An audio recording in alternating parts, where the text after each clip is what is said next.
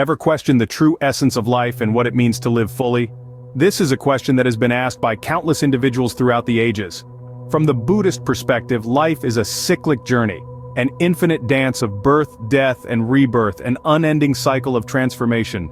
We are all travelers on this journey, and our experiences, both good and bad, serve as stepping stones towards enlightenment. It's like a vast river constantly flowing, changing course but never ceasing. Each life, each moment is a stepping stone, a chance to grow and learn. Life in its essence is a series of lessons. Every joy, every sorrow, every triumph, and every failure, they are all part of this grand cycle. They shape us, mold us, and guide us on our path to enlightenment. Each life is full of lessons, but how we perceive and learn from them is what truly matters. Picture a time long past in the vast empire of China, where a humble monk and a bloodthirsty emperor crossed paths. In the heart of the empire, a monk named Li Bai walked with purpose, his steps echoing the rhythm of his heart, calm and steady. A man of simple cloth, Li Bai's wealth was not held in material possessions but in the depth of his wisdom and the tranquility of his spirit. He was a scholar of the mind, a guardian of peace, and a beacon of enlightenment. His life was a symphony of silence and contemplation, punctuated by the resonating gongs of the monastery and the whispering rustle of ancient sutras. Contrastingly, the emperor, known as Emperor Wu, was a figure of immense power and authority. His life was a stark contrast to Li Bai's. The emperor's world was filled with the clanging of swords, the cries of war, and the weight of 1,000 decisions. He was a man of grandeur, a ruler draped in the finest silks, his fingers adorned with jade rings.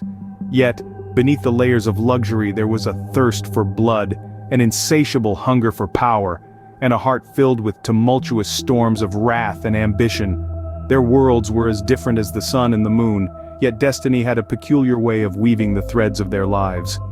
One day, under the shadow of the imperial palace, their paths intertwined. Li Bai, with his serene gaze, met the fierce eyes of Emperor Wu. The air was heavy with tension, the silence punctured only by the distant chirping of a solitary bird. The monk and the emperor, two individuals from contrasting walks of life, stood facing each other. The monk, a symbol of peace and tranquility, and the emperor, a representation of power and turmoil. Their meeting, a juxtaposition of their lives, was a dance of destiny and fate. Unbeknownst to them, this encounter would change their lives forever. The emperor, intrigued by the monk's serenity, put forth a challenge. His eyes, usually so cold and commanding, were filled with a spark of curiosity. He had seen men of power, men of wealth, men of strength, but never had he encountered a man of such peaceful demeanor.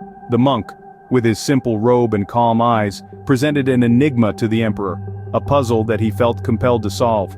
The emperor, a man accustomed to the clashing of swords and the roar of battles, found himself intrigued by this quiet strength. He questioned the monk's serenity, his ability to remain calm in the face of adversity, his capacity to find peace amid chaos.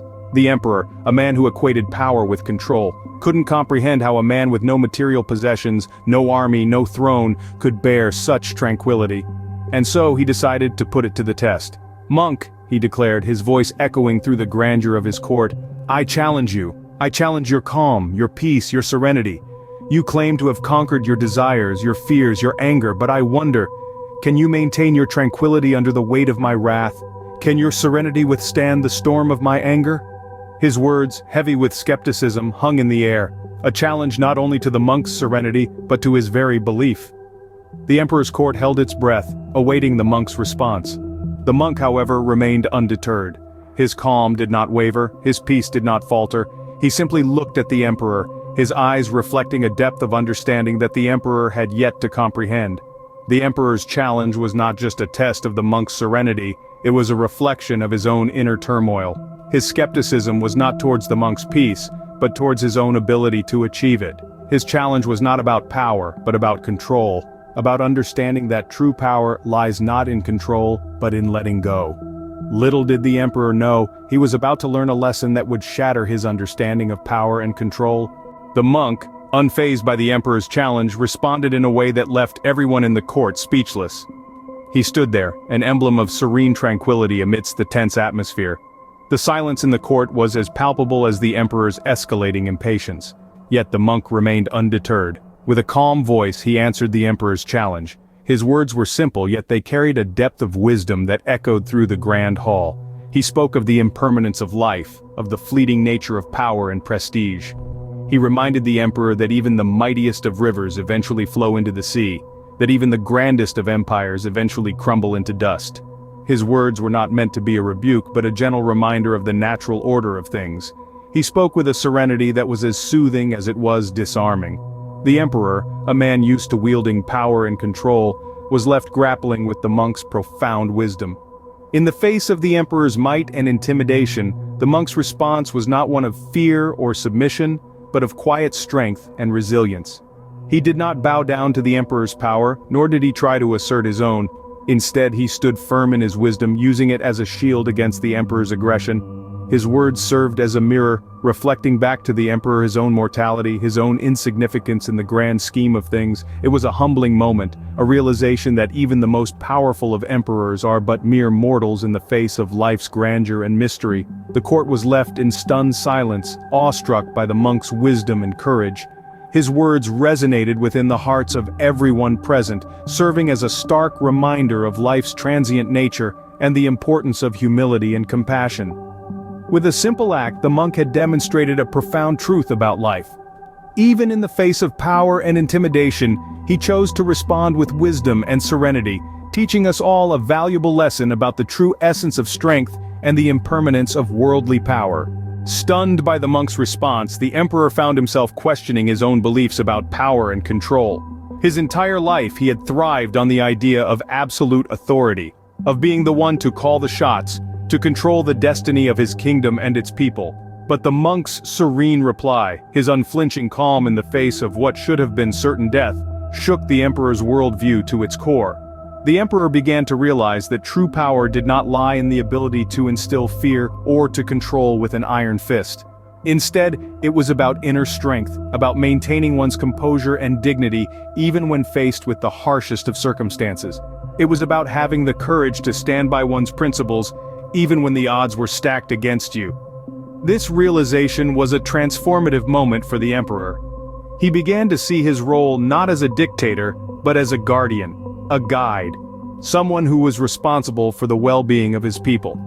He saw that his decisions had far-reaching implications, not just for his subjects, but for the future of his kingdom. The emperor's transformation was not overnight.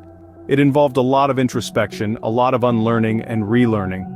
But as he embraced these changes, he found himself becoming a more compassionate ruler, one who listened more than he spoke, one who ruled not by force, but by understanding and respect. He realized that his strength lay not in his sword, but in his wisdom and compassion. The emperor's journey of self-discovery and transformation is a testament to the power of Buddhist teachings. It reminds us that change is possible, that we are not bound by our past actions or beliefs. It encourages us to question, to introspect, to seek a deeper understanding of ourselves and the world around us. And so, the emperor, once known for his ruthlessness, became a symbol of wisdom and compassion. His transformation was a lesson for his people, a lesson about the power of change, about the importance of compassion and understanding. From that day forward, the emperor ruled with compassion and understanding, embodying the very lesson he had learned from the monk. So what can we take away from this ancient tale?